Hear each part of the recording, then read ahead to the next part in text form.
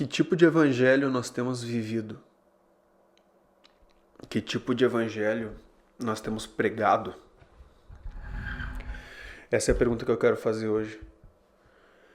Porque o evangelho que nós vemos na Bíblia, o evangelho que nós vemos manifesto entre os apóstolos e na igreja do primeiro século, é tão distante do que nós temos visto hoje em dia. E ao mesmo tempo que é distante, parece que não há medo, não há zelo de talvez nós estarmos realmente negligenciando algo essencial.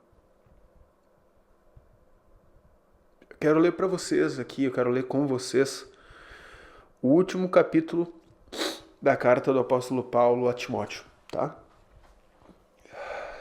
Paulo escreveu 2 cartas a Timóteo, um jovem que ele deixou pastoreando. E essas são as últimas palavras do maior pregador que o mundo já viu, tá?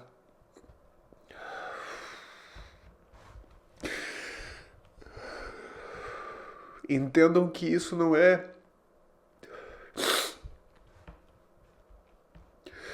são as palavras de um ser fictício.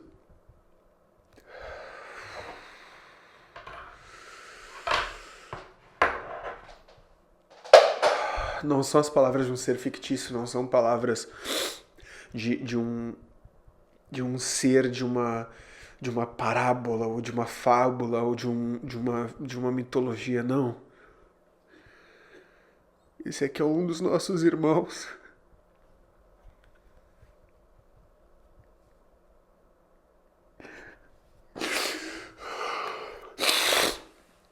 Quão distante da percepção real nós estamos. Paulo não é só um ser que surgiu em uma história. Paulo é um dos nossos irmãos. E nas suas últimas palavras, antes de ter a sua cabeça arrancada em Roma, as suas últimas palavras antes de ser decapitado por amor a Cristo,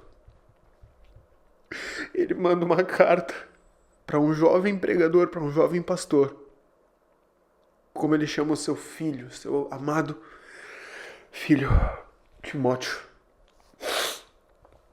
E nessa última chance que Paulo teve para falar algo, ele não pede ouro, ele não pede prata, ele não pede socorro, ele não pede ajuda, ele não pede para que alguém o liberte da cadeia, ele não pede uma rebelião, ele não pede nada disso.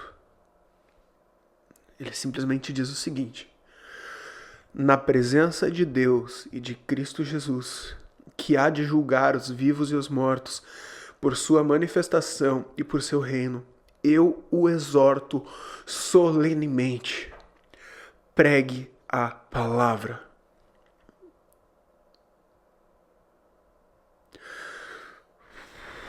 Pregue a palavra. Esteja preparado a tempo e fora de tempo. Repreenda, corrija, exorte com toda paciência e doutrina. Pois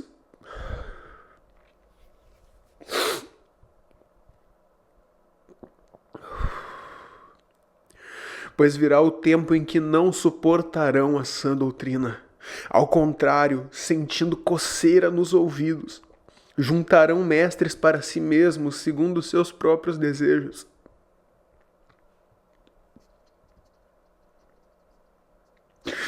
Eles se recusarão a dar ouvidos à verdade. Irmãos, isso aqui é sobre nós, é sobre nossos irmãos, é sobre nós, sobre nossa geração, sobre nossa igreja. Não sobre pessoas que estão no mundo, mas sim sobre pessoas que estão no mundo dentro da igreja. Pessoas que pensam que estão indo para o céu. Eles se recusarão a dar ouvidos à verdade, voltando-se para os mitos. Você, porém, seja moderado em tudo, suporte o sofrimento, faça a obra de um evangelista, cumpra plenamente o seu ministério. Eu já estou sendo derramado como uma oferta de bebida. Está próximo o tempo de minha partida. Combati o bom combate. Terminei a corrida. Guardei a fé. Agora me está reservada a coroa da justiça que o Senhor, justo juiz, me dará naquele dia. E não somente a mim, mas também a todos que o amam. Todos que amam a sua vinda. Irmãos, agora Paulo faz um pedido para Timóteo. Quando você vier, traga a capa que deixei na casa de Carpo, em Trode, e os meus livros, especialmente os pergaminhos. Irmãos, é impressionante que Paulo, nas suas últimas palavras, ele é enfático. Pregue a palavra. Pregue a palavra. E ao longo da carta, nós vemos em vários momentos Paulo dizendo: venha sofrer comigo, venha sofrer comigo. E é impressionante porque após Paulo nessa carta dizer para Timóteo: vem suportar comigo o sofrimento, suporte comigo, suporte comigo. Veja, no capítulo 1, verso 8, diz o seguinte: portanto, não se envergonhe de testemunhar do Senhor, nem de mim, que sou prisioneiro dele, mas suporte comigo os meus sofrimentos pelo Evangelho, segundo o poder de Deus. Irmãos, quando foi a última vez que você ouviu uma pregação de sofrimento? Quando foi a última vez que um pregador te prometeu sofrimento? Sofrimento. A palavra é enfática, nós devemos carregar em nossos corpos a morte de Cristo. Todo aquele que escolhe Cristo sofre perseguição. Todos nós, é natural que sejamos entregues à morte por amor a Cristo, mas quando foi a última vez que você ouviu essa palavra? Quando foi a última vez que você ouviu o Evangelho de Cristo, mas não de um Cristo que restaura a tua família, mas o Cristo que faz o teu pai te entregar à morte, que faz o teu filho te entregar aos que querem te matar, por amor ao nome de Jesus, porque você escolheu Jesus e o seu filho não, ele vai te entregar à morte, porque você escolheu Jesus e a sua mãe não, ela vai te entregar à morte. Quando foi a última vez que você ouviu essa promessa? Porque é essa promessa que a Bíblia nos faz. E nós vemos o jovem Timóteo sendo citado no finalzinho da carta aos Hebreus. Preste atenção. Quero que saibam que o nosso irmão Timóteo foi posto em liberdade. Se ele logo chegar, irei vê-los com ele. Timóteo foi preso, assim como seu antecessor Paulo. Sabe que dos 12 apóstolos, o único que morreu de velhice foi João? Todos os outros foram executados por amor a Cristo. Todos os outros. Só que hoje, nós vivemos no Brasil. Ai, o Brasil é tão gostoso. Não matam ninguém mais pelo Evangelho. Não matam ninguém, claro que não. Para que vão matar os cristãos? Sabe por que matavam os cristãos? Sabe por quê? Porque se não matassem, eles continuariam pregando. Se não matassem os cristãos, eles continuariam pregando. Hoje, não precisa ameaçar o cristão para ele parar de pregar. Deixa eles pregarem. O Evangelho não é mais o verdadeiro Evangelho. Porque os que pregam o verdadeiro Evangelho ainda são perseguidos. E pior, são perseguidos pelos irmãos de dentro das igrejas. Os que pregam o Evangelho da cruz, o Evangelho do Jesus crucificado, o Evangelho do Cristo entregue à morte por amor a nós, mas que Ele te convida, vem para a cruz comigo. Esse Evangelho não é pregado mais. Ainda é, graças a Deus, mas em pouco volume. Não é conveniente falar para o jovem convertido que ele precisa morrer.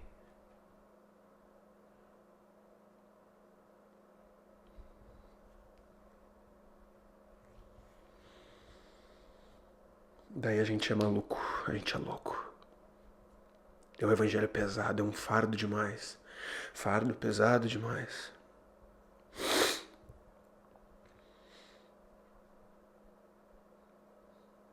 Até onde estamos dispostos a ir como igreja? Nós conhecemos hoje em dia o evangelho das portas abertas, né? O evangelho do Deus que abre portas, abre caminhos. Mas e o Deus que te entrega ao cárcere? O Deus que te entrega à prisão, à perseguição, à morte, ao apedrejamento, ao esquartejamento. Sabia que alguns irmãos nossos eram mergulhados em piche e queimavam por horas a fio sem morrer nas ruas de Roma? Sabia? Não, né? Parou-se de falar isso, né? Parou, né? É muito gostoso falar sobre as vitórias de Davi. Ah, coisa boa. É muito bom falar sobre o poder de cura que nós ganhamos. É muito bom falar sobre nós herdarmos os melhores frutos dessa terra. Mas e a crucificação? O convite para ser flagelado, mutilado, esquartejado, queimado vivo, decapitado, esfolado, cerrado ao meio. Esse convite, quando foi a última vez que você ouviu? Quando foi a última vez que um pregador falou: vem cá que aqui, ó, tu vai encontrar um bom motivo para morrer. Porque esse é o Evangelho de Cristo. E por que nós nos entregamos com prazer à morte? Por que nós temos prazer na ideia de sermos esquartejados e mutilados por Cristo? Por que há uma glória em padecer por Cristo? Por que Estevão, apenas com 18 anos, conseguiu fechar os olhos e descansar enquanto aqueles judeus apedrejavam ele, esmagavam ele com pedras? Ele estava tendo seu corpo mutilado, hemorragias internas, fraturas, mutilações, e ele olha para o céu e ele vê o Filho do Homem em pé à direita de Deus. Essa é a nossa esperança. Se não for isso, para que viver? Para que ter casa? Para que comer? Para que beber? Para que ter uma esposa? Para que ter filhos? Se não for por Cristo. De que adianta eu conquistar o mundo? Eu tenho uma família, tenho um filho, tenho pai, mãe, tenho irmãos. Que valor tem isso? Se no fim das contas eu não for reconhecido por Cristo. Se no fim das contas eu chegar diante dele, ele olhar para mim e dizer: apartai-vos de mim, malditos, pois eu não vos conheço. Caleb, eu não te conheço, meu irmão. Imagina Jesus olhando para ti, na finaleira, no final da linha, e dizer: eu não te conheço. Ah, mas Senhor, eu li a Bíblia, Senhor, eu ia no culto, eu fazia caridade. Eu não te conheço. Mas Senhor, eu tinha uma família. Sinto muito.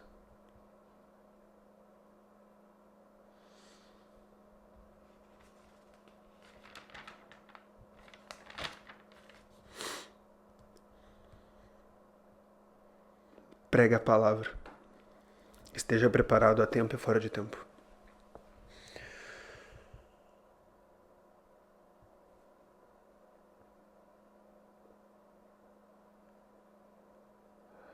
Eram nossos irmãos.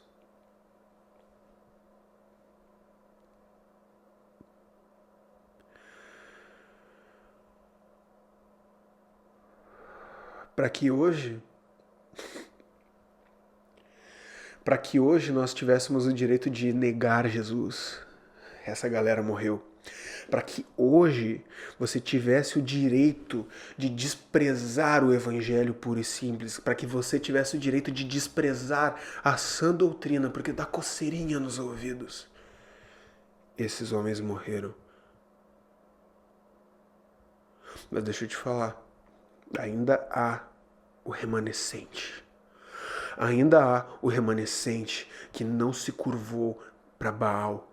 Ainda há aqueles que não se curvaram às idolatrias desse mundo, aqueles que não se curvaram a falsos profetas, aqueles que não negaram Cristo por suas vãs feitiçarias, que não negou o Cristo crucificado para ter o Jesus curandeiro, para ter o Jesus agiota, o Jesus que dá empréstimo, o Jesus que te faz ser rico. Não. Ainda há, fica tranquilo, meu irmão. Se tu tá me assistindo, irmã, e o teu coração tem repulsa ao falso ensino, se teu coração tem repulsa aos ensinos dos falsos profetas, se tu ainda queima de amor por Cristo, se tu ainda tem desespero pelo evangelho verdadeiro, desespero por santificação, fica tranquilo que ainda há um remanescente, ainda há aqueles que não se curvaram diante da estátua. Ainda há aqueles que olham para a Bíblia e entendem que tudo que está aqui é suficiente e que nada faz sentido fora de Cristo, tá? Beijão. Fiquem com Deus.